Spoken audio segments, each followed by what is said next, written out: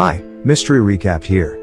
Today, I'm going to explain an episode called The Hounds of Baskerville from the mystery crime show Sherlock. Spoilers ahead. Watch out and take care. At the beginning of the episode, we see a little boy running up a hill through the woods. He looks frantic and scared. An old lady stops the kid and asks if he is okay. The boy doesn't say anything but yells in fear. The child's name is Henry Knight. Cut to 20 years later, Henry has grown up into an adult. He stands in the same woods in Dartmoor. It turns out that 20 years ago, he had seen his father got killed by a gigantic hound. The incident has traumatized Henry for life. Somewhere else in London, a detective named Sherlock Holmes and his partner, John Watson, are in their apartment. Sherlock comes in with a weapon and blood all over him. He has just solved another case. Sherlock is experiencing withdrawal. He has to solve cases to keep him from smoking. He throws stuff around the apartment, looking for his secret stash of cigarettes and yelling at John to find a case. Just then, their doorbell rings. In comes Henry. He wants Sherlock to investigate the case of his father's death. He and his father used to go for walks to moor. The woods has a place called Dewar's Hollow. That day, a massive animal had caught Henry's father. It dragged and killed him in front of Henry. He brings a news report on Baskerville, a chemical and biological weapons research center in Dartmoor. He's convinced that a monster brewed in the Baskerville lab killed his father. However, Sherlock believes that Henry has just created a story to cope with his trauma, so he dismisses him. But just then, Henry tells him that after years of trauma, yesterday, Henry has visited the hollow where the killing occurred, and found gigantic paw prints of a hound. The fact that Henry called it a hound instead of a dog spikes Sherlock's interest. So he and John leave for Dartmoor the following morning. The two check into a hotel, and on their way, see a tour guide boasting about the hound to a group of tourists. The hound had become a local legend, and helped to grow the place's tourism. Meanwhile, Henry is at his therapist, Louise Mortimer's home. This time, during the session, he reveals to her that he sees the words liberty and inn, in relation to the night his father was killed. While checking into the hotel, John sees a receipt of a large amount of meat supplied to the hotel. Thinking it is unusual, he takes the bill with him. The two then talk to the tour guide, who tells them that he has seen the hound too. He believes that the Ministry of Defense research base, called the Baskerville, created the hound, as a defense mechanism during the war. Ever since, the hound has been running around in Dartmoor killing people. The two then visit Baskerville. They use Sherlock's brother, Mycroft's security pass to get access into the building. However, the establishment is highly protected, so they have only about 20 minutes before they get caught. One of the guards there offers the two a full tour of the place. They meet a lab doctor named Dr. Bob Franklin while touring. They walk around the labs, but do not find any useful information about the hound, before Mycroft's card causes a security alert. The Major is about to run an identity check on them when suddenly, Dr. Franklin claims to know him, and backs up Sherlock's ruse. Turns out Franklin is a fan of Sherlock's work, and he knows Henry and knew that they came to help him. Franklin says he was a friend of Henry's father and is concerned for Henry's well-being. The duo then visits Henry's home in Dartmoor. Henry offers them some tea, and tells them of the words that he keeps seeing in his dreams, liberty and inn. Sherlock's next plan is to visit the Dewar's Hollow at night, and investigate the presence of the hound. The three make their way to the place in the evening that day. As they walk, John hears a noise coming from the bushes behind him. He separates from the group and investigates the noise. There, he sees a light flashing from far away. It looks like someone is trying to communicate in Morse code. John looks behind to call Sherlock, but they have already walked far. John decodes the Morse, and finds that it is saying UMQRA. Unsure of what that means, he goes back looking for Sherlock and Henry. The other two have already reached the Dewar's Hollow. Sherlock goes inside the pit to check. As he looks around, he sees a massive animal on the edge of the pit. Henry sees it too. Nervous, Henry comes running to Sherlock, asking if he saw it too. The two then get out of the pit and meet John. Henry tells John that they saw the hound, but Sherlock insists that he did not. Henry is frustrated by Sherlock's denial. He is sure that Sherlock saw it too and is happy to find that he did not make the hound up. Later, John and Sherlock are in a restaurant. Sherlock doesn't talk and looks nervous. As John tells him about the Morse code, Sherlock interrupts him to tell him that he actually saw the hound too. He denied seeing it earlier to hide the fact that he was scared. John tries calming him, suggesting he is imagining things. Sherlock reacts with anger, insisting that he is in a good mental state. The two get into a fight, after which John walks away from him. Outside the restaurant, He sees the same Morse code blinking far away in the hills. He sets off to look for the source. Finally, he finds that they were just headlights from flashes from a group of doggers. Embarrassed, he returns back. Henry is back home when he suddenly wakes up at night. Suddenly, he starts to hallucinate the night his father was killed. He sees the words liberty and in repeatedly. He tries watching TV, but every show has some kind of dog in it. Suddenly, the outlight turns on and off. Henry gets his gun out.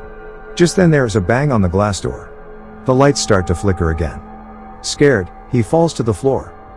The following day, Sherlock makes John go on a date with Henry's therapist, Louise Mortimer. John tries getting information out of her without revealing his true intention.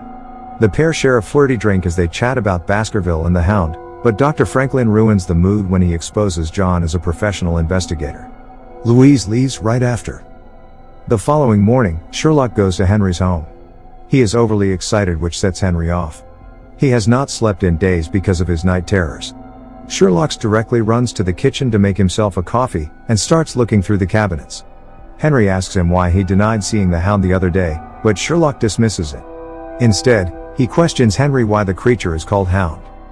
Before he can let Henry answer, Sherlock abruptly leaves the place and sees John writing something on his notepad. While talking, Sherlock realizes something. He suggests that the word Hound is actually an acronym that stands for something. John is confused but goes with his friend's theory. Just then, Sherlock runs into D.I. Lestrade, who he suspects has been sent to Dartmoor by his brother Mycroft. Meanwhile, John reveals a clue he discovered earlier. Inside the inn where he and Sherlock are staying, is a receipt for a large delivery of meat, even though the bar and restaurant is strictly vegetarian. The innkeeper admits that he briefly kept a wild dog on the moor, disguising it as the famous Hound to boost tourism. However, he insists that the creature's been put down a month ago, and in any case, it bears little resemblance to the monstrous creature that Sherlock and Henry encountered. After that, Sherlock claims that he has a theory, but has to go to Baskerville to test it. They cannot pull the fake card trick again, so Sherlock calls his brother, who provides him with access to Baskerville again. He plans to distract the Major as soon as they get inside.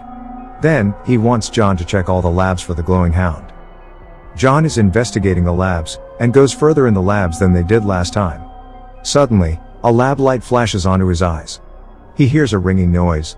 The light keeps on shining brighter and the ringing gets worse. John tries to get out of the place, but his key card stops working. Suddenly, the lights go off and the ringing stops. The room is pitch dark. John then hears a noise and looks for it around the lab. He notices a broken cage. Some animal might have broken out. Just then he hears a growl. He runs to the door again and uses his card, but to no avail. The growling starts to get louder, so he locks himself in a cage to save him from the animal. Just then, Sherlock calls him. He frantically tells Sherlock to come and save him. Sherlock asks him if he can see the Hound. John answers that he does.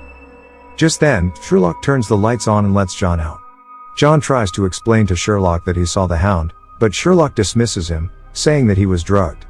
Sherlock then goes to see another doctor from the lab, Dr. Stapleton. He borrows her microscope and studies the sugar from earlier. Sherlock suspects that they have been drugged to see the product of their imagination, that is the Hound. He and Henry both had tea at Henry's home, before they went to the Hollow that day. He believes that the sugar they put into the tea was drugged, because both Henry and he saw the Hound, but John did not. And John had not taken sugar with his tea. Before coming to Baskerville, Sherlock has given John coffee with the same sugar in it. Hence, he hallucinated the Hound in the lab. However, as he checks the sugar, he can find no trace of a narcotic. Agitated, he throws it to the wall. He then uses a mind technique that he likes to call the Mind Palace. While meditating, he deduces that Liberty and N actually mean Liberty, Indiana, and Hound was a project at a CIA facility in Liberty, Indiana. After accessing confidential files, Sherlock finally realizes the truth. The Project Hound was established 20 years ago in Indiana by a group of 5 researchers. They had developed a new drug, intended to be used as a weapon to disorientate the enemy. However, the project was shut down because of what it did to the subjects it was tested on. It made the subject extremely violent, causing many homicides. The same drug had been given to Henry to make him hallucinate. The entire project was abandoned, but someone has started it up again. As Sherlock brainstorms who would do this, he realizes that it is Dr. Franklin. He has been in the field for a long time. Moreover, Sherlock had picked up on his American dialect. Dr. Franklin was in Indiana when Project Hound was running. His obsession with the drug did not change after moving to the UK. Meanwhile, Henry is in his therapy session with Louise when suddenly he fires at her, hallucinating that she is the Hound. Thankfully he misses. As he gets back to his senses, he realizes what he has done. He apologizes to the doctor and runs away, taking the gun with him. Just then, John gets a call from Louise, who informs him of Henry's outburst earlier. She informs that Henry has gone out with a gun. Sherlock deduces that he must have gone to the Doer's Hollow. When Sherlock and John reach there, Henry is inside the pit, trying to kill himself. Sherlock manages to talk him out of it, explaining that the Hound was a hallucination. Henry's father was killed not by a devilish hound, but by Franklin, who was wearing a gas mask with red-colored lenses and a sweater with the words Hound and Libertine on it. Henry finally comes back to his senses. But just then, the place starts to fog. A huge hound appears on top of the pit. Lestrade is there too. The four start to panic, when Sherlock suddenly sees Dr. Franklin there. Sherlock realizes that the fog was drugged the whole time. They kill the Hound, and as the fog clears up, Henry looks at the Hound and realizes that it is just an ordinary dog. The fog had made them hallucinate. Sherlock explains that pressure pads are installed around the hollow, which released a dose of the chemical compound, dosing Henry each time he visited. With Henry unstable and delirious, his credibility was damaged, meaning his father's death and the dubious experiments at Baskerville could be covered up. Henry realizes that Franklin murdered his father, because his father had found him continue testing the drug on people. He flies into a vengeful rage and attempts to throttle Franklin, but the doctor escapes. After a brief chase, Franklin runs into the Baskerville minefield and steps on a mine, killing himself in the explosion. The next day, Sherlock and John are having coffee, discussing the case. John is confused as to why he saw the Hound in the lab, despite not having inhaled the gas from the moor. Sherlock tries to explain that the pipes in the lab must have been leaking the gas, but John correctly guesses that it was Sherlock who trapped him in the Baskerville lab. The terrifying noises made by the Hound were actually just sound effects played in by Sherlock, as he attempted to test his theory that the hallucinogenic drugs had been planted in Henry's sugar. John also purposely reminds Sherlock of being wrong when he previously deduced the drug was in the sugar, which hits Sherlock's nerves. He implies he won't get it wrong again another time.